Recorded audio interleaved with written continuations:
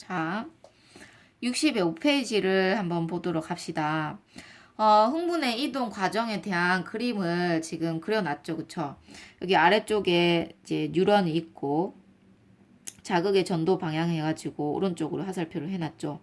그래서 우리가 자극이 이제 신경세포체 머리에서 자극이 왔다고 치고, 그때 이제 흥분이 발생해서 어떻게 이동하는지 보자. 그 흥분의 이동은 우리가 나트륨 이온이 확산되는 방향을 생각해 보면 되겠죠. 그쵸? 나트륨 이온이 이제 여기에 자극이 들어옴으로 인해서 여기 이쪽 부위에 나트륨 이온들이 막 쏟아져 들어오면은 이 나트륨 이온이 오른쪽으로 확산해 가죠. 그리고 그 지나왔던 그 부위는 칼륨 이온들이 바깥으로 빠져나가면서 재분극이 되게 되고, 그 다음에 여기 이제 또 나트륨 이온들이 이쪽으로 이동을 하는 동안 지나온 이쪽 부위는 다시 또 칼륨 이온이 빠져나가면서 재분극을 일으키고, 원래 제일 처음에 탈분극이 되었던 이 부위는 분극 상태가 되었겠죠.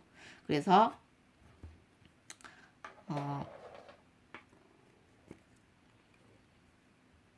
적어 보면 여기가 처음에 탈분극, 그쵸? 그리고 나머지 얘네들은 다 분극이었죠. 분극. 근데 여기서 또 어떻게 됩니까? 이 나트륨 이온이 이동해서 여기가 탈분극이 돼요. 여기는 칼륨 이온이 나가면서 재분극이 되고, 여기는 아직 분극이 되겠죠. 그러고 나서 이쪽은 또 어떻게 되냐? 탈분극. 얘는 재분극. 그리고 여기가 분극. 얘는 분극. 그럼 시간이 더 지나면 여기는 또 어떻게 됩니까? 탈분극, 재분극, 분극, 분극. 이런 식으로 흥분이 자극이 시작되는 데부터 이렇게 오른쪽으로 이렇게 이동을 하죠. 근데 주의할 것은 지금 여기에서는 자극이 이쪽에 왔기 때문에 여기 신경세포체부터 시작해서 흥분이 이 방향으로 이렇게 이동을 한다고 했잖아요. 그쵸? 근데 만약에 내가 자극이 여기 중간에 왔다. 자극이 중간에 왔다. 그러면 흥분의 이동은 우리가 양방향으로 일어나는 겁니다. 알겠죠? 맞잖아요. 그쵸? 여기에 이제 탈분극이 일어나고 양쪽 다 지금 분극 상태인데 나트륨이 이쪽으로도 확산될 수 있고 이쪽으로도 확산될 수 있잖아요. 그쵸? 그래서 흥분은 양방향으로 이동할 수 있다. 꼭 우리가 오른쪽으로만 이동하는 게 아니고 흥분의 전도는 양방향으로 이동한다. 자, 오른쪽에 보면은 읽어볼게요. 탈분극 될 때 세포 안으로 유입된 나트륨 이온의 일부가 확산되면서, 중요하죠. 그 부분에 탈분극을 일으킴으로써 흥분이 이동을 하더라. 자, 흥분 전도 속도에 전도 속도라고 했습니다. 그쵸? 영향을 주는 요인은 뭐냐? 첫 번째가 마리집의 유무. 자, 마리집이 있냐 없냐에 따라서 흥분의 전도 속도는 달라집니다. 왜냐하면 마리집이 있는 신경은 도약 전도가 일어나기 때문에 마리집이 없는 신경에 비해서 전도 속도가 빠르게 됩니다. 오른쪽 그림을 보면 지금 여기가 마리집이 있는 부분이고 마리집이 없는 이 사이를 랑비의 결절이라고 한다고 했죠. 이거는 지금 마리집이 없는 신경인데 우리가 자극이 똑같이 주어졌을 때 마리집이 있는 신경들은 마리집이 있는 부위에서는 흥분이 일어나지 않고 이렇게 빠르게 쑥 지나가 버리죠. 흥분의 그 지속 시간이 짧다는 거지. 그리고 여기 랑비의 결절에서 흥분을 한번 일으키고, 그쵸? 그 다음에 또 슥 지나가고 흥분을 일으키고, 이런 식으로 흥분이 띠틀을 띠듯이 우리가 점프 해가는 것처럼 도약 전도해서 가기 때문에 이 마리집이 없는 신경에 비해서 속도가 빠를 수밖에 없다는 거죠. 또 하나는 뭐냐? 축삭의 두께더라. 축삭의 두께, 굵기. 축삭의 지름이 클수록 저항이 적어서 전도 속도가 빠르게 된다. 그러니까 이제 축삭의 지름이, 선생님이 그림을 그려보면 이렇게 굵기가 굵은 애가 있고 축삭의 지름이, 그 다음에 이렇게 얇은 애들이 있다. 그러면 같은 양의 나트륨 이온들이 이렇게 있을 때 얘는 이제 지름이 넓다 보니까 저항이 더 적게 되니까 쑥쑥쑥 이렇게 지나가게 되죠. 근데 얘네들은 똑같은 나트륨 이온들이 이렇게 있을 때 오밀조밀 이렇게 있단 말이야. 그러면 이쪽으로 이동을 하려고 하니까 너무 좁으니까 서로 막 부딪히고 막 힘들 거 아니야. 그러니까 저항이 너무 강하니까 오히려 이동하기가 힘드니까 전도 속도가 당연히 느려질 수밖에 없죠. 그쵸? 흥분의 전도라는 것은 결국 뭡니까? 나트륨 이온이 이동하는 것이 흥분의 전도 아니겠습니까? 그러니까 나트륨 이온이 빨리빨리 이동할 수 있게끔 해주는 것이 흥분의 전도를 빠르게 하는 거죠. 자, 그 다음에 흥분의 전달이라는 개념을 알아야 된다. 쌤이 흥분의 전달과 전도 두 개념은 다르다고 얘기했습니다. 다르게 쓰여야 됩니다. 그쵸? 흥분의 전달이라는 것은 뭐냐?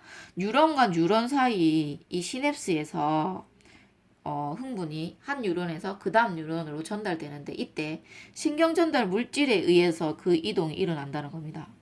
신경전달 물질 우리가 배운 게 뭐가 있습니까? 네, 아세틸콜린 하나 있죠. 흥분의 전달 과정을 한번 살펴보면 흥분이 축삭돌기를 따라서 신경 말단에서 전도되면서 신경 말단에 시냅스 소포에 저장된 아세틸콜린과 같은 이 신경전달 물질이 시냅스 틈으로 방출되는 것이다.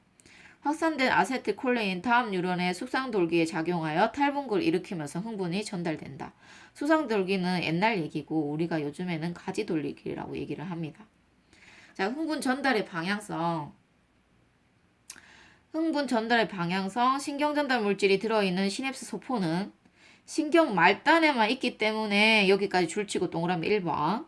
흥분은 축삭돌기 말단에서 다음 뉴런의 숙상돌기 쪽으로만 전달된다. 즉 흥분은 한 방향으로만 전달이 되더라. 알겠죠? 별표하세요. 흥분 전달의 방향성도. 지금 여기에서 지금 중요하지 않는 게 없어. 그치? 선생님이 얘기하는 거 전부 별표야, 별표. 다 중요합니다. 그래서 한 방향으로 이동하는 그럼 이유는 뭐냐, 이유. 그게 이제 첫 번째가 선생님이 줄쳐서 동그라미 해라고 했던 이겁니다. 그 신경전달 물질이 결국 한 뉴런에서 그 다음 뉴런으로 흥분을 이동시켜 주는데 중요한 역할을 하는데 그 신경전달 물질을 담고 있는 시냅스 소포는 반드시 어디에만 있냐? 신경 말단에만 있기 때문에 우리가 그 말단에서 그 다음 축상 뉴런의 그 다음에 뉴런의 신경세포체 쪽으로 이렇게 흥분이 이동을 할 수밖에 없다는 거죠. 두 번째 이유는 뭐냐? 신경전달 물질에 대한 수용체가 시냅스 이후 뉴런의 신경세포체와 가지돌기에 막에만 있기 때문이다. 이렇게 두 가지 알아두시기 바랍니다. 그림을 보고 설명을 해보겠습니다. 지금 이게 축삭의 말단을 확대해서 그려놓은 거고 이 축삭의 말단에 시냅스를 형성하고 있는 그 다음 뉴런의 신경세포체 또는 가지돌기의 세포막을 이렇게 나타낸 거죠. 여기 지금 보면 칼륨 통로를 통해서 칼륨 이온이 이렇게 들어오는 것도 표현을 해놨는데 실제로 이게 설명이 돼야 되지만 이것까지 우리가 설명하려면 너무 복잡하니까 이거는 그냥 X 치세요. 그래서 흥분이 이쪽으로 쭉 전도가 되어서 왔다 말단까지. 그러면 신경전달 물질을 담고 있는 이 시냅스 소포가 여기 엄청 많단 말이에요. 그래서 흥분이 말단까지 전도가 되어서 오면은 이 시냅스 소포가 축사 말단의 세포막이랑 막 융합을 일으킴으로 해서 신경전달 물질을 시냅스 틈으로 이렇게 분비를 시킵니다. 그러면 이 신경전달 물질은 시냅스 틈에서 확산이 되어서 그 다음 뉴런에 지금 여기는 우리가 가지돌기라고 치면 그 다음 뉴런의 가지돌기의 세포막에 있는 이 신경전달 물질이 붙을 수 있는 수용체 단백질, 막 단백질들이 있는데 이거를 이제 여기서도 보면 이온 통로라고 되어 있죠. 그쵸?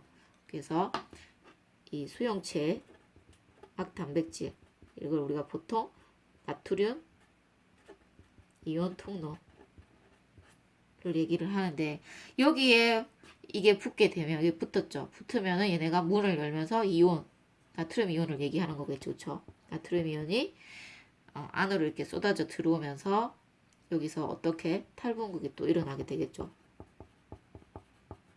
그러면 활동전이가 또 발생하게 되고 그 다음 뉴런에서 활동전이가 쭉 또 전도되어 갈 겁니다. 여기 보면 신경전달 물질이 떨어졌어. 그러면 어떻게 됩니까? 이온 통로가 닫히게 되죠. 자, 여기까지 따라왔죠. 자, 자극에 따른 활동 전이의 변화. 자극의 세기가 커지면 활동 전이의 크기가 같이 커지느냐? 아니다. 활동 전이를 일으킬 수 있는 그러니까 자극이 세고 작건 간에 역치 전이 이상의 그 활동 전이를 일으킬 수 있는 자극이라고 하면은 무조건 활동 전이는 발생을 하게 되고 그 크기는 변화가 없다. 대신에 활동 전이의 발생 빈도로 우리는 자극의 세기가 세냐 약하냐 이거를 얘기할 수 있다는 거죠. 자, 여기 그래프를 보면 약한 자극이 있고 강한 자극이 있습니다. 약한 자극은 같은 시간에서 활동 전이가 일어났을 때 얘는 지금 4번 활동 전이가 일어났죠. 4번. 근데 얘는 어떻게 됩니까? 하나, 둘, 셋, 넷, 다, 7번의 활동 전이가 일어나게 됩니다. 그래서 빈도가 훨씬 증가하게 되죠. 또 하나 알아야 될 것은 신경전달 물질의 방출이죠. 자극이 약한 자극보다 우리가 강한 자극에서 신경전달 물질이 더 많이 방출이 더 많이 되더라.